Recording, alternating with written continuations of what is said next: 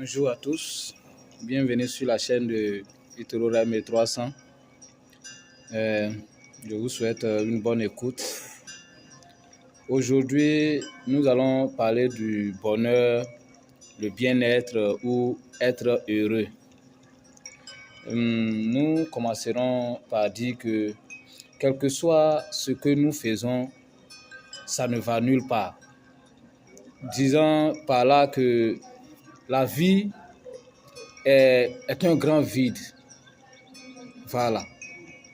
Quel que soit l'effort que nous fournissons pour avoir tel ou tel objet ou être en compagnie avec telle ou telle personne, c'est au final en vain parce que nous allons tous disparaître après.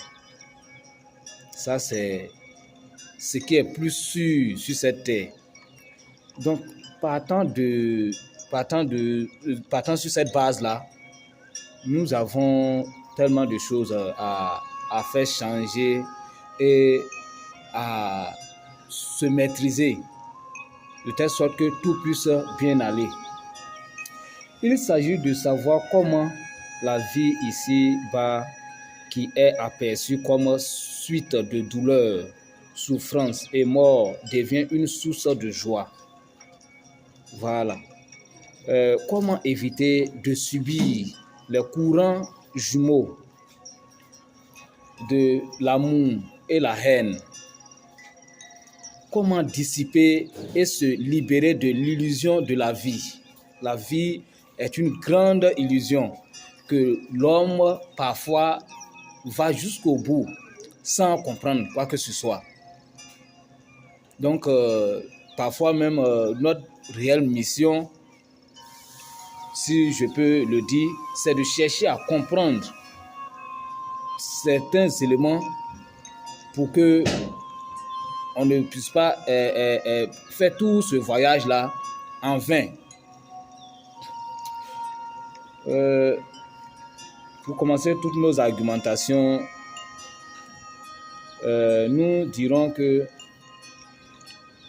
se calmer suffisamment et réaliser que quand vous êtes déjà dans un processus dont vous connaissez à l'avance la finalité, qui pour le cas de la vie ici est la mort, il y a vraiment lieu de se calmer. Bien analyser, il y a lieu de bien analyser, oui. Comme je le disais, il y a lieu de bien analyser tout ce que nous faisons avant de dire ou faire quelque chose. Dites-vous que vous avez tout le temps et effectivement, vous avez tout le temps car le temps existe que pour les humains. Le temps existe que pour les humains et vous en faites également partie. Sinon, à quoi aurait servi l'invention du temps si c'était dans le but qu'il soit contre nous? Le temps n'a jamais été contre nous et ne le sera jamais.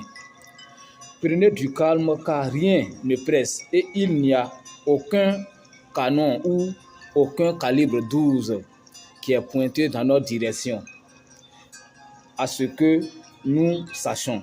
Et même si c'est le cas, nous sommes amenés ici à comprendre que c'est peut-être par nos propres mouvements que cela est arrivé. La détresse est ce qui la cause chez nous. Je disais, ce qui cause la détresse chez nous est causé par plusieurs implications dans lesquelles nous nous sommes menés. Je veux dire par là que les liens que nous avons tissés expressément bien sûr et d'autres aussi indépendamment de nos volontés avec les humains nos possessions et la vie ou la nature en général. C'est tous ces liens mentaux-là, qui ne sont d'ailleurs pas physiques, qui nous empêchent, dans la grande majorité des situations, d'être libres, d'être heureux ou d'avoir le bien-être. Quoi que nous apportons ou que nous disons dans ce monde ne signifie pratiquement pas grand-chose, car la vie est juste un passage. Et ce passage-là, il y a lieu de le faire avec amour, de le faire avec joie, de le faire avec gaieté, pour en profiter ou pour être sûr que nous avons en profité. Quand on regarde notre départ de ce monde, c'est de manière vide. Je veux dire par là que il nous prend de partir de ce monde sans même parfois dire même nos adieux à ceux que nous aimons ou à ceux que nous tenons. Nous avons des liens forts. Donc, c'est pour signifier ici la vanité de ce que nous faisons. Raison de plus, se maîtriser, pour se contrôler suffisamment et être dans un très bon état. Quelle que soit la course acharnée que nous faisons derrière les biens matériels ou même des biens moraux, nous n'emportons pratiquement rien dans notre deuxième demeure, là où nous partons, que nous ne savons pas. Nous n'emportons pratiquement rien. Donc, dans ce FACAM-là, il est également intéressant de prendre du temps, de bien se poser des questions et bien se reposer, se replier sur soi-même pour des analyses sincères en toutes choses. J'ai toujours défini l'amour que l'on éprouve pour une personne comme étant le fait d'accepter et être heureux de voir la personne exister sans forcément avoir d'intérêt en elle. Car dès que c'est pour un quelconque intérêt, il s'agit d'un désir et non d'un amour. Cet amour-là participe au bonheur, l'amour sans intérêt bien sûr, ou au bien-être, car il est un amour détaché de la personne aimée. Il ne traîne pas avec lui les résidus comme la haine, la jalousie, le mensonge, la colère, la peur, la condescendance et toute autre négativité. La colère, quand nous sommes nés, nous l'avons vue pour la première fois à l'œuvre dans nos différentes familles. Et nous l'avons accepté tout de suite et adopté comme un très bon moyen de se faire entendre et d'intimider aussi les autres, de se faire respecter. Donc, un bon héritage en quelque sorte. En réalité, s'exprimer à travers la colère, c'est se comporter comme un enfant. C'est l'enfant qui, n'ayant pas encore beaucoup de vocabulaire pour s'exprimer ou beaucoup de mots pour s'exprimer, utilise les pleurs pour faire connaître ses besoins. Mais ce que le colérique oublie est que la colère le détruit à l'intérieur autant qu'il l'humilie à l'extérieur, parce que tu te donnes en spectacle. tu montres aux autres que tu ne te contrôles pas. Nous avons parfois l'habitude de dire « je sais qui je suis ». Oui, je me connais. Dans la plupart des cas, c'est faux. Mais si tu te connais réellement, est-ce que tu es juste quelqu'un qui se met dans tous les états pour avoir entendu un si petit mot ou du moins un petit geste qui a été fait à son égard? Il se met dans tous ces états et il a même du mal à se contrôler et les autres même ont du mal à le contrôler. Tu es sûr que tu te connais comme ça? Ou bien c'est juste à cette petite valeur-là que tu te définis? C'est petit. Quand tu es en colère, ton estomac produit des enzymes capables de liquéfier toutes sortes de nourriture, sauf que cette fois-ci, il n'y a pas de nourriture dans ton estomac. Donc, ces enzymes sont produites contre l'estomac lui-même. Et ceux-là vont ensuite descendre dans l'intestin grêle. Après avoir fait d'énormes effets dans ton estomac, vont descendre dans ton intestin grêle et après le gros intestin, causant des dégâts sur leur passage. Cela ne participe donc pas à ton bien-être, car ces douleurs que ça va provoquer, c'est ce qui sera après des maladies de ventre. Donc tout ce qui est colère, énervement, panique, condescendance, jalousie, hypocrisie, orgueil ne sont pas des options. Concernant l'orgueil ici,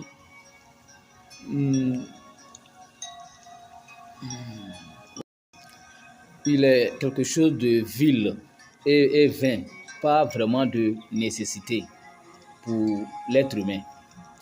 Ne pense pas au bonheur comme quelque chose de personnel, car le voir ainsi est comme accepter qu'il soit cyclique. C'est-à-dire, les autres auront leur tour à eux d'avoir le bonheur et le bonheur quittera aussi chez toi. Il n'est pas de cette façon-là. Le bonheur est pour tous. C'est un état qui, plus tu le partages, plus tu es en lui au fait. C'est un état. Peux-tu être dans un état de bien-être ou manifester ta joie correctement à côté de quelqu'un qui est en deuil? Tu ne pourras pas. Donc, ce qui veut dire que ce n'est pas quelque chose de personnel. Voilà. Ceux qui sont auprès de toi, s'ils en ont, ça va t'affecter également. Comme si tu en as, tu peux passer par tes moyens aussi pour le transmettre aux autres. Pour qu'ensemble, ça soit vraiment reçu comme du vrai bonheur.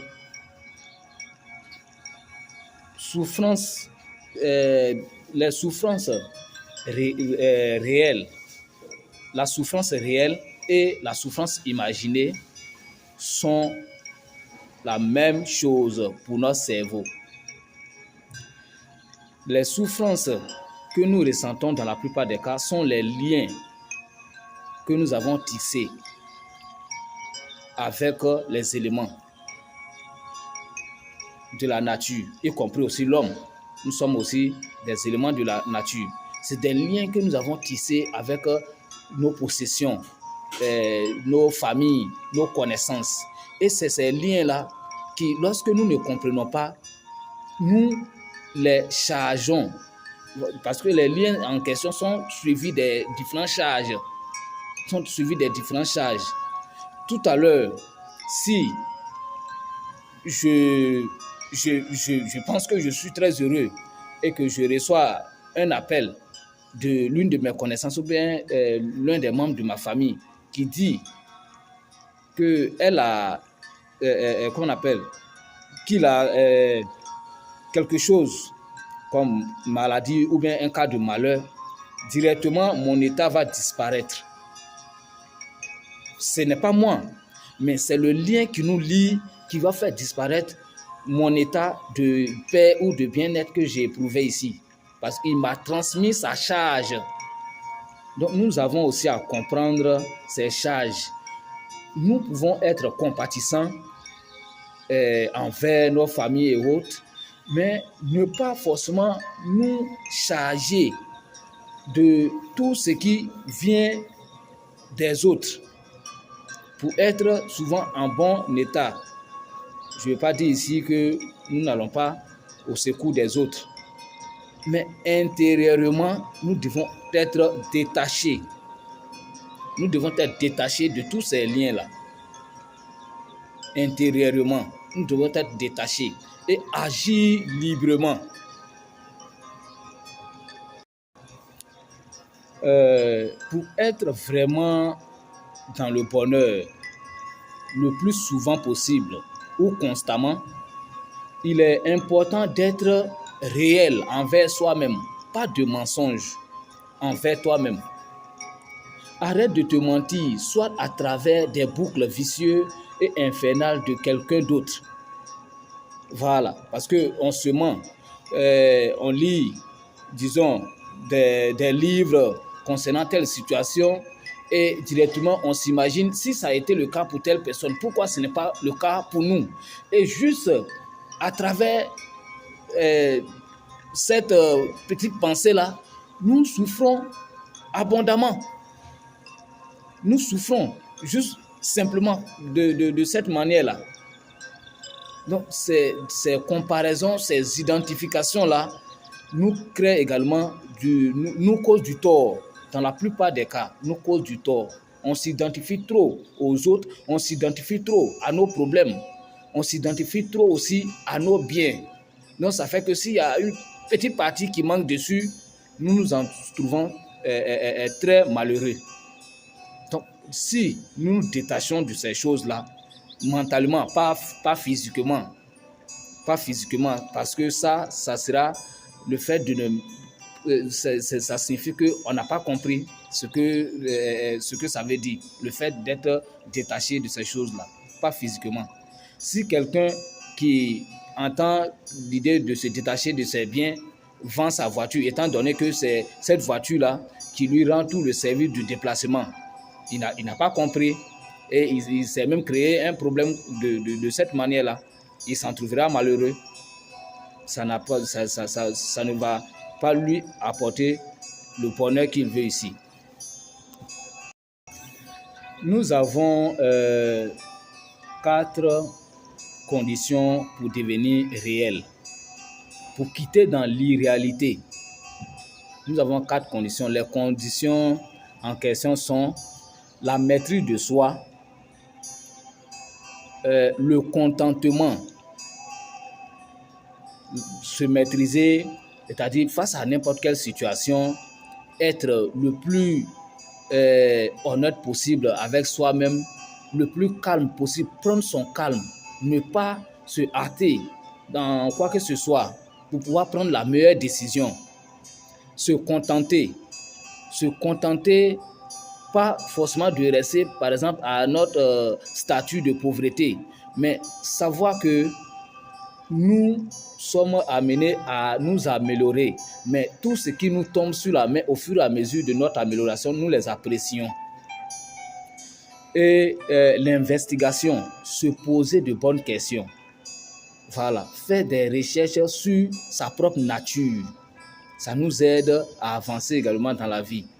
Et en dernière position, la dernière condition sera ici le fait de demander ou du moins de chercher à comprendre ou bien de comprendre comment est-ce que la vie fonctionne à travers aussi ceux que nous croyons qu'ils comprennent un peu mieux que nous. Cela est très important. C'est ce qu'est l'investigation. C'est plutôt le fait d'avoir des personnes un peu plus éclairées sur le sujet dans notre cercle dans nos cercles d'amis. Nous savons tous que l'amour que nous éprouvons pour une personne est toujours rempli de crainte, de doute, de peur. Parce que nous pouvons toujours perdre la personne en question. Mais si nous sommes détachés, c'est-à-dire que mentalement, Si nous savons nous contenter de nous-mêmes, notre propre présence, cela peut grandement nous soulager. Dans cette vie, il y a des personnes, quand ils ont ouvert les yeux à leur naissance, ils ont vu que la vie était tellement sérieuse. Donc, ça fait qu'ils n'ont pas de temps aussi pour du fun dans leur vie sur Terre. Du 1er janvier au 31 décembre, ils sont très malheureux. Ils sont, disons, très sérieux. Ils sont très sérieux. Et malheureusement, ou du moins aussi, pour le cas bizarre, du 1er janvier au 31 décembre aussi, ils ne sont pas heureux, ils sont malheureux. Voilà, parce qu'ils ont pris la vie du côté très sérieux. Et cela ne nous simplifie pas les choses. Voilà, quel que soit ton effort, il est vain en finale, parce que tu vas tout laisser pour partir. Donc, mieux être relax, mieux se calmer, mieux se contrôler. Il est très important de savoir que tous ceux ou celles dont tu auras l'occasion de croiser sont eux aussi en perpétuelle lutte avec leur imperfection intérieure et extérieure. Et le fait de savoir cela te donne un plus grand avantage à être disposé à l'écoute attentive des autres. Et cette écoute passe sans jugement, mais plutôt avec plein de compassion et d'attention. Le bonheur est en réalité comme l'humidité. L'humidité est dans l'air à tout instant, en tout lieu. Les jours où il n'y a pas de pluie ne fait pas disparaître l'humidité. C'est simplement parce que en ces temps-là, elle est plutôt l'humidité, elle est propagée, elle est plus propagée. Donc, nous ressentons la chaleur. Nous ressentons également cet état de malaise où on manque d'eau. Mais quand il arrive des périodes de pluie, qu'est-ce qui s'est passé? En réalité, l'humidité s'est condensée. L'humidité s'est condensée pour que ça puisse produire maintenant ce qui va vraiment faire de l'effet sur nous. Donc, le bonheur est exactement de cette manière-là en nous, où chaque instant qui passe, nous avons le bonheur en nous. Nous avons le bonheur avec nous. Il se condense pendant des moments précis pour que ça soit encore plus grand. Sinon qu'il est toujours là. Donc, il n'y a pas lieu de se sentir malheureux parce que nous sommes éloignés du bonheur. Nous l'avons toujours. C'est nous qui produisons le bonheur dans notre vie.